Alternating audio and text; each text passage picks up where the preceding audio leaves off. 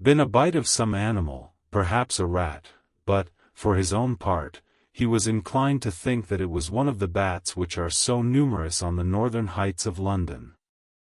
Out of so many harmless ones, he said, there may be some wild specimen from the south of a more malignant species. Some sailor may have brought one home, and it managed to escape, or even from the zoological gardens a young one may have got loose, or one be bred there from a vampire. These things do occur, you know.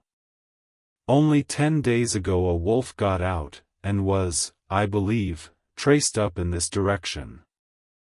For a week after, the children were playing nothing but Red Riding Hood on the heath and in every alley in the place until this bluffer lady scare came along, since when it has been quite a gala time with them. Even this poor little mite, when he woke up today, asked the nurse if he might go away. When she asked him why he wanted to go, he said he wanted to play with the bluffer lady. "I hope," said Van Helsing, "that when you are sending the child home you will caution its parents to keep strict watch over it. These fancies to stray are most dangerous, and if the child were to remain out another night, it would probably be fatal. But in any case I suppose you will not let it away for some days?" "Certainly not for a week at least, longer if the wound is not healed." Our visit to the hospital took more time than we had reckoned on, and the sun had dipped before we came out. When Van Helsing saw how dark it was, he said, "There is no hurry. It is more late than I thought. Come, let us seek somewhere that we may eat, and then we shall go on our way." We dined at Jack Straw's Castle, along with a little crowd of bicyclists and others who were genially noisy. About 10 o'clock we started from the inn. It was then very dark, and the scattered lamps made the darkness greater when we were once outside their individual radius. The professor had evidently noted the road we were to go, for he went on unhesitatingly, but, as for me, I was in quite a mix-up as to locality. As we went further, we met fewer and fewer people, till at last we were somewhat surprised when we met even the patrol of horse police going their usual suburban round. At last we reached the wall of the churchyard, which we climbed over. With some little difficulty, for it was very dark, and the whole place seemed so strange to us, we found the Westenra tomb. The professor took the key, opened the creaky door, and standing back, politely, but quite unconsciously, motioned me to precede him. There was a delicious irony in the offer, in the courtliness of giving preference on such a ghastly occasion. My companion followed me quickly, and cautiously drew the door to, after carefully ascertaining that the lock was a falling, and not a spring, one. In the latter case we should have been in a bad plight. Then he fumbled in his bag, and taking out a matchbox and a piece of candle, proceeded to make a light. The tomb in the daytime, and when wreathed with fresh flowers, had looked grim and gruesome enough, but now, some days afterwards, when the flowers hung lank and dead, their whites turning to rust and their greens to browns, when the spider and the beetle had resumed their accustomed dominance, when time-discolored stone, and dust-encrusted mortar, and rusty, dank iron, and tarnished brass, and clouded silver plating gave back the feeble glimmer of a candle, the effect was more miserable and sordid than could have been imagined. It conveyed irresistibly the idea that animal life was not the only thing which could pass away.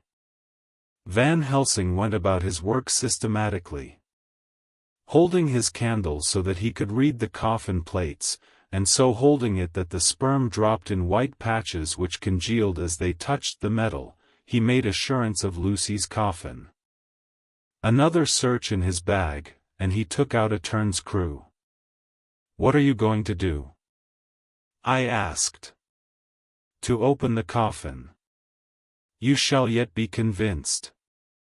Straightway he began taking out the screws, and finally lifted off the lid, showing the casing of lead beneath. The sight was almost too much for me. It seemed to be as much an affront to the dead as it would have been to have stripped off her clothing in her sleep whilst living. I actually took hold of his hand to stop him. He only said, "You shall see," and again fumbling in his bag, took out a tiny fretsaw. Striking the turn screw through the lead with a swift downward stab, which made me wince, he made a small hole, which was, however, big enough to admit the point of the saw. I had expected a rush of gas from the weak old corpse. We doctors, who have had to study our dangers, have to become accustomed to such things, and I drew back towards the door. But the professor never stopped for a moment. He sawed down a couple of feet along one side of the lead coffin, and then across, and down the other side. Taking the edge of the loose flange, he bent it back towards the foot of the coffin, and holding up the candle into the aperture, motioned to me to look. I drew near and looked. The coffin was empty. It was certainly a surprise to me, and gave me a considerable shock, but Van Helsing was unmoved. He was now more sure than ever of his ground, and so emboldened to proceed in his task. "Are you satisfied now, friend John?" he asked. I felt all the dogged argumentativeness of my nature awake within me as I answered him. "I am satisfied that Lucy's body is not in that coffin, but that only proves one thing." "And what is that, friend John?" "That it is not there." "That is good logic," he said, "so far as it goes. But how can you account for it not being there?" "Perhaps a body snatcher," I suggested. "Some of the undertaker's people may have stolen it." I felt that I was speaking folly, and yet it was the only real cause which I could suggest. The professor sighed. "Ah well," he said, "we must have more proof. Come with me." He put on the coffin lid again, gathered up all his things and placed them in the bag, blew out the light, and placed the candle also in the bag. We opened the door, and went out. Behind us he closed the door and locked it. He handed me the key, saying, "Will you keep it?" "You had better be assured." I laughed. It was not a very cheerful laugh, I am bound to say, as I motioned him to keep it. "A key is nothing," I said, "there may be duplicates, and anyhow it is not difficult to pick a lock of that kind." He said nothing, but put the key in his pocket. Then he told me to watch at one side of the churchyard whilst he would watch at the other. I took up my place behind a yew tree, and I saw his dark figure move until the intervening headstones and trees hid it from my sight. It was a lonely vigil. Just after I had taken my place I heard a distant clock strike 12, and in time came 1 and 2. I was chilled and unnerved, and angry with the professor for taking me on such an errand and with myself for coming. I was too cold and too sleepy to be keenly observant, and not sleepy enough to betray my trust, so altogether I had a dreary, miserable time.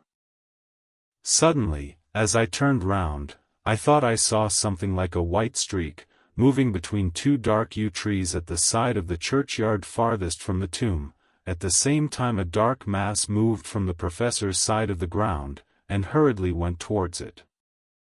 Then I too moved, but I had to go round headstones and railed-off tombs, and I stumbled over graves.